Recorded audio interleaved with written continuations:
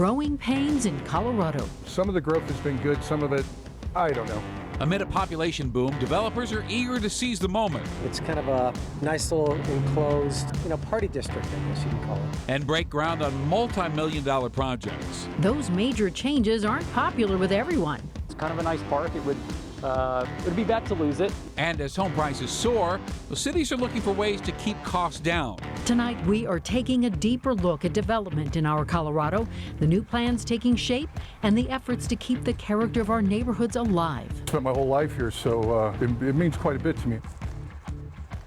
Colorado is experiencing a population boom. Listen to this, between 2010 and 2020, the U.S. Census Bureau estimates our population grew by nearly 750,000. That's roughly 15%. And all those people need places to live, grocery stores, restaurants, gas stations.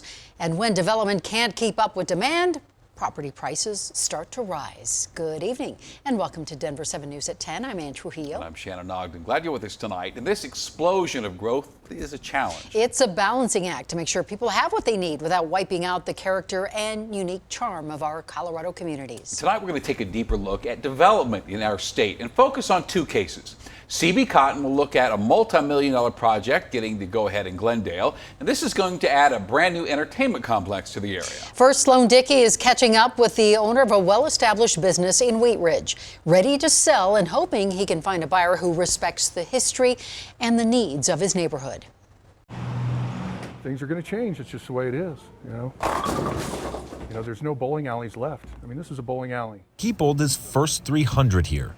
Gosh, I shot my first 300 game on lanes 9 and 10 when I was 12. And broke a record in lanes 1 and 2. And I was the youngest person in the country to ever shoot a sanctioned 300 game. In fact, the Wheat Ridge lanes have been a part of David Hanscom's life since before he was born. My dad paid $120,000 for this place when he bought it in '64. But the time spent since then has been priceless. I know all these people around here. I've been here my whole life. I know, it's a very personal thing. Since 1999, these lanes are now his. I mean, everybody's grandparents bowled here, their parents bowled here, they bowl here, their kids bowl here. A staple in Wheat Ridge. I feel like I never left the place, really. It's just been here forever. But there's sayings about things that last forever. Things come to an end. I mean, it's time. The lanes are now up for sale. I'm sure it'd probably be apartments at some point. 38th Avenue, like many main streets across Colorado, has seen new development as more people move to the area. This land is now valued in the range of $4 million.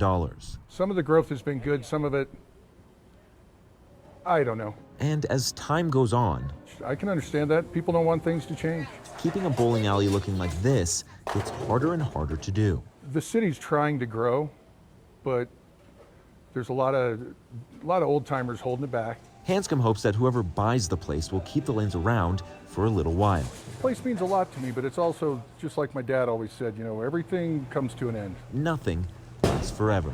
Everything ends at some point. Sloan Dickey, Denver7.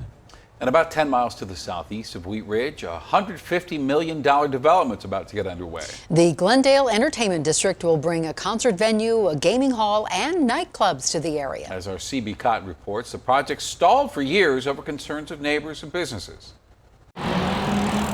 Whether you're biking or out enjoying the sun, Creekside Park has plenty of green space for everyone. It's a nice little park. It's kind of secluded. It's nice to have. But in 2 years, Glendale will have something else, and it's anything but green.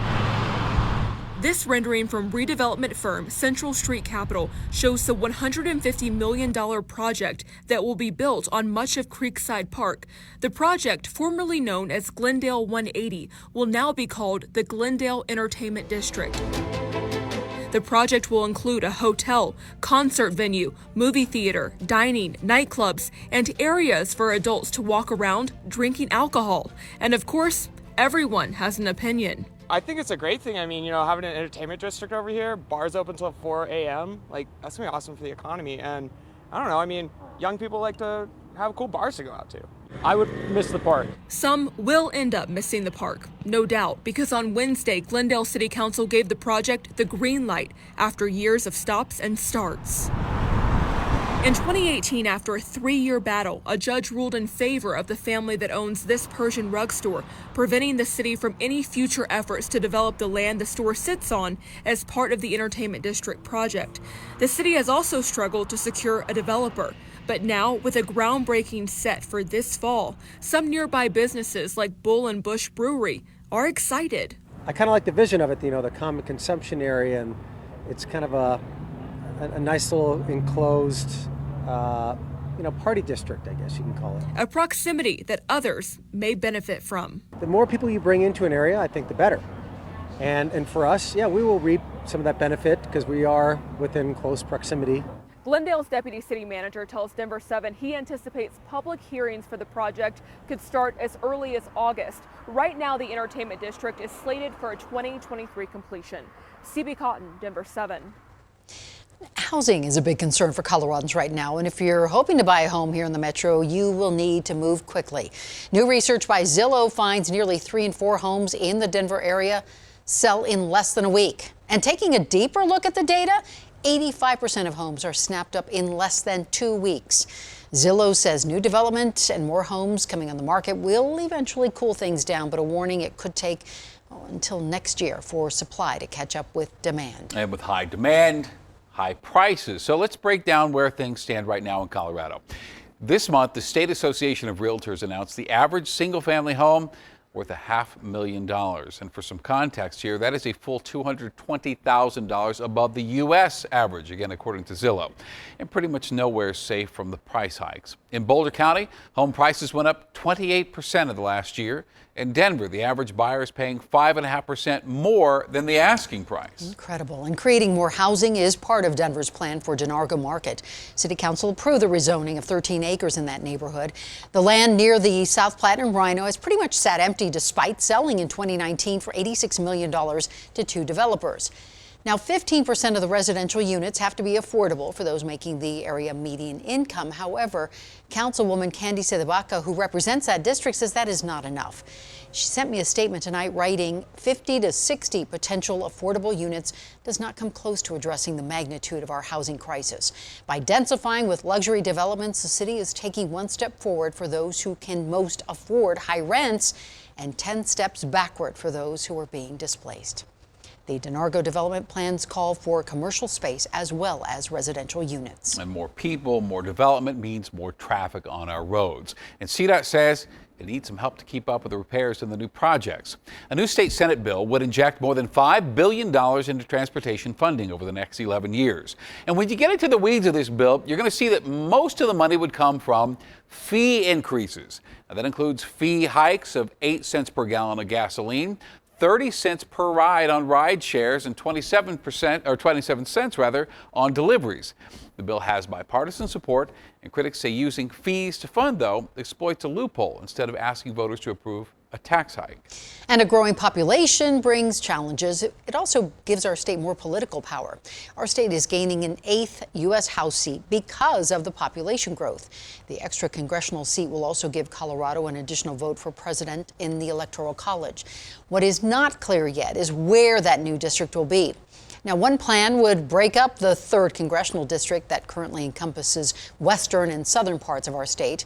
Another plan would put the new district on the Front Range along the I-25 corridor. A decision should be made by the end of the year. For an in-depth look at all the development in Colorado, check out the Denver7 Plus app. You can find it on your Roku, Amazon Fire, Apple TV, or Android device. Very easy, just search Denver7 Plus to start watching for free. Today, the trial of one of the accused STEM school shooters got underway. In opening statements, prosecutors argued Devin Erickson planned out the attack with Alec McKinney. The defense argued Erickson's home life fell apart and he was manipulated by McKinney, who they painted as a puppet master.